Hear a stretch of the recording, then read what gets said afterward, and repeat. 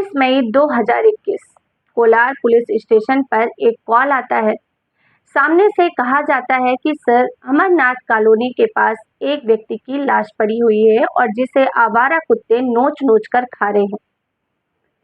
बस इतना सुनना था कि जो भी ड्यूटी पर तैनात पुलिस ऑफिसर थे वो तुरंत ही भागते हैं और घटना स्थल पर पहुंचते हैं। घटना स्थल पर पहुंचकर देखते हैं कि जो लाश पड़ी थी उसको 90% तक कुत्ते खा चुके थे। यानी कि उस शरीर को देखकर पहचान पाना मुश्किल था कि ये शरीर, ये बॉडी किसकी है। सबसे पहले पुलिस बॉडी को हिरासत में लेती है और उसके बाद जांच पड़ताल शुरू की जाती है। साथ ही उस एरिया के जो भी सीसीटीवी कैमरे थे उनको खंगाला जाता है और उसके कपड़ों से, जिस व्यक्ति की लाश वहां पड़ी थी उसके कपड़ों से उसकी शिनाख्त की जाती है, क्योंकि कुत्तों ने जो नोच नोच के उसे खाया था, कपड़े फाड़कर साइड में पड़े थे। और इसकी शिनाख्त करते हुए पुलिस उस महिला के घर तक पहुंच जाती है जहां से इस वारदात को अंजाम दिया गया था। दोस्तों, इस घटनाक्रम के पीछे की अगर आप कहानी सुनेंगे तो सच में आप हैरत में पड़ जाएंगे कि दुनिया का वो रिश्ता जिस पे आप सबसे ज्यादा भरोसा कर सकते हैं, क्योंकि ये रिश्ता बनाया ही इसीलिए गया है कि आप एक दूसरे का जिंदगी भर साथ दें, और वही इंसान अगर ऐसा निकले तो आप क्या कर सकते हैं। दोस्तों नमस्कार, मैं ज्योति सिंह आपके अपने चैनल क्राइम शूट में आप सभी का हार्दिक स्वागत करती हूँ। आगे बढ़ने से पहले अगर आपने हमारे वीडियो को अभी तक लाइक सब्सक्राइब नहीं किया है तो प्लीज़ चैनल को सब्सक्राइब करें, और अगर वीडियो में कोई कमी नज़र आती है तो प्लीज़ कमेंट करके ज़रूर बताएं। उस कमी को दूर करने की पूरी कोशिश करूंगी। दोस्तों, ये जो सच्ची घटना आपको सुनाने जा रही हूँ वो है मध्य प्रदेश के राजधानी भोपाल के कोलार पुलिस स्टेशन के अंतर्गत एक दामखेड़ा नाम का गांव आता है, और वहां पर एक महिला जिसका नाम उर्मिला बताया जाता है, वो अपने एक बेटे और एक जवान बेटे के साथ रह रही थी। इस केस का इन्वेस्टिगेट करने वाले काबिल ऑफिसर चंद्रकांत पटेल उस महिला के घर तक पहुंच जाते हैं सीसीटीवी कैमरे की मदद से, और उस महिला से पूछताछ करते हैं।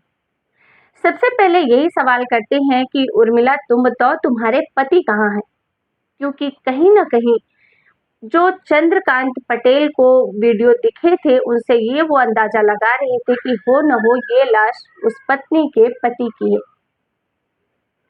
वो कहती है, साहब, अब से लगभग 4 से 5 साल पहले की बात है। मेरे पति दारू पीकर घर आए थे। वो बहुत गुस्से में थे। उन्होंने मेरे बच्चों को गले लगाया, माथा चूमा, और जो ऑटो वो चलाते थे उसकी चाबी निकाल कर मेरे हाथों में दी और घर से चले गए। और वो दिन है और आज का दिन, कभी वो पलट कर वापस नहीं आए और ना ही उनकी कोई जानकारी मिली। तो चंद्रकांत पटेल जी कहते हैं कि ये कब की बात है। तो कहती है कि साहब लगभग 4 से 5 साल हो गए हैं। तो कहते हैं कि तुम्हारा पति 5 साल से गायब है और तुमने उसके बारे में ना कहीं कुछ जानने की कोशिश करी और ना ही ढूंढने की कोशिश करी। तो कहती है, नहीं साहब, ऐसी बात नहीं है। मैंने अपने पति को हर जगह ढूंढने की बहुत कोशिश की, हर जगह पुलिस कंप्लेन की, लेकिन मेरी कोई मदद ही नहीं किया और ना ही मेरे पति को ढूंढकर कोई लाया। चंद्रकांत पटेल जी कहते हैं कि अगर तुमने पुलिस में कंप्लेन की है तो मुझे एफआईआर की कॉपी दो। जो भी तुमने एप्लीकेशन दी होगी उसकी मुझे कॉपी दो।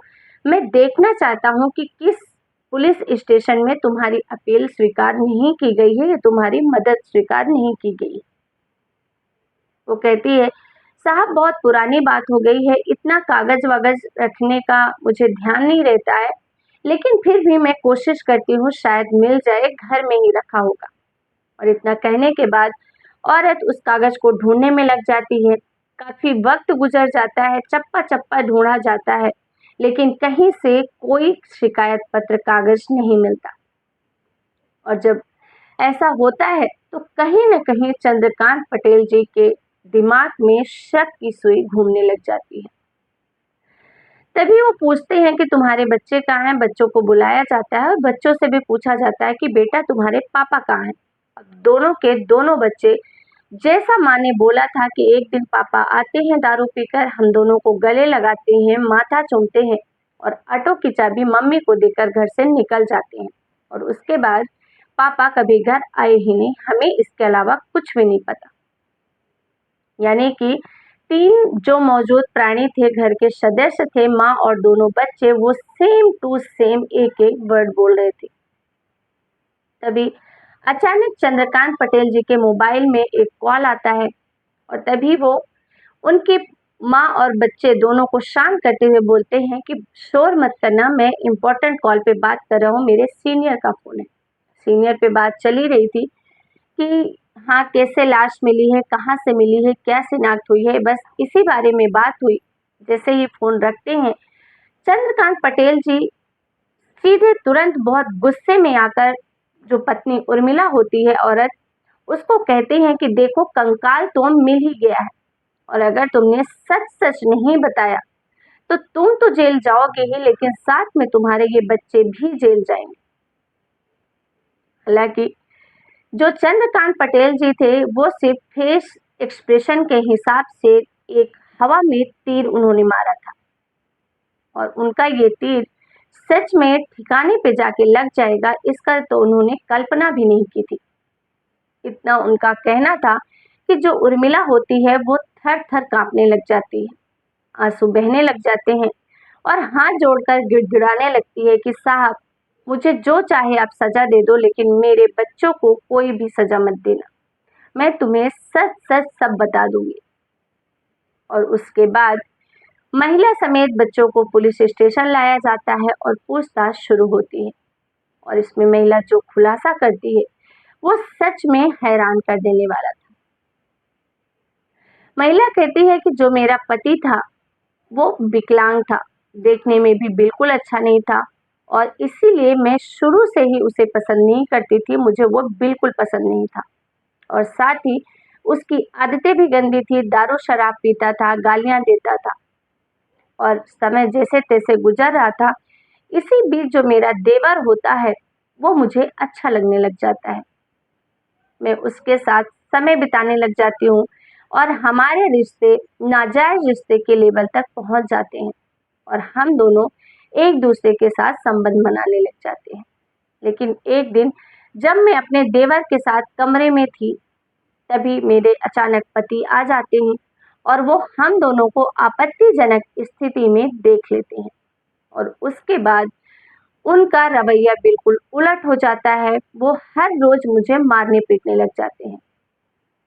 अब ये उनका आए दिन का काम हो गया था कि वो जब भी ऑटो लेकर शाम को घर आते तो हमेशा शराब के नशे में रहते और आने के बाद एक दिन भी ऐसा नहीं गुजरता था कि वो मुझसे झगड़ा नहीं करें, मारपीट करें।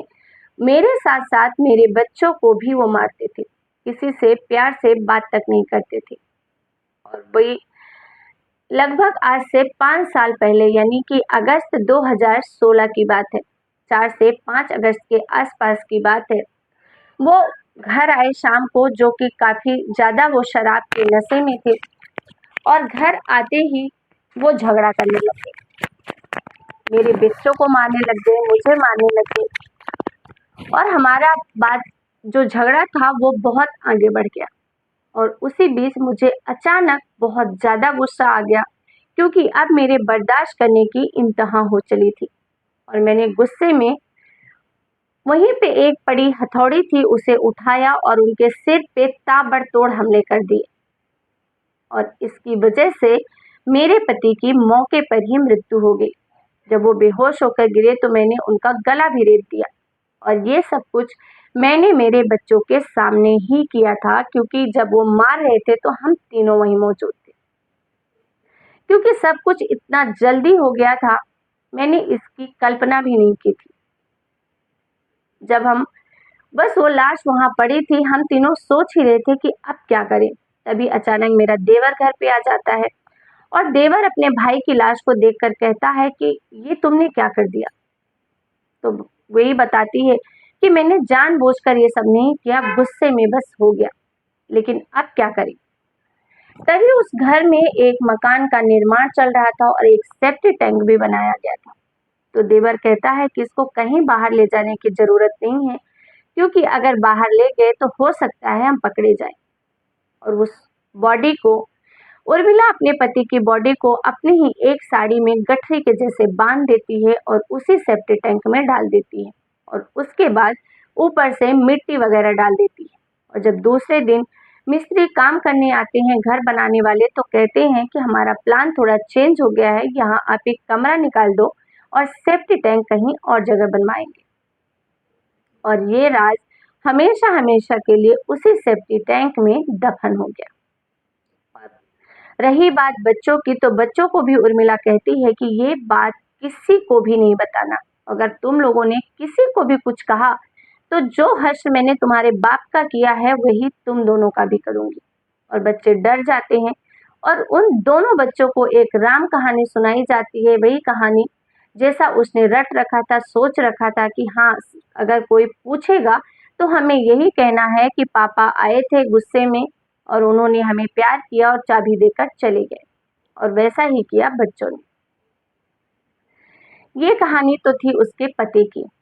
अब चंद्रकांत पटेल जी कहते हैं कि अगर तुमने अपने पति को मारा तो मारा उसकी गलत आदतों की वजह से, लेकिन तुम्हारा देवर तो तुम्हें पसंद था, उसके साथ तुम्हारे नाजायज संबंध थे और कहीं ना कहीं उसी की वजह से तुम्हारे और तुम्हारे पति के रिश्ते खराब हुए थे।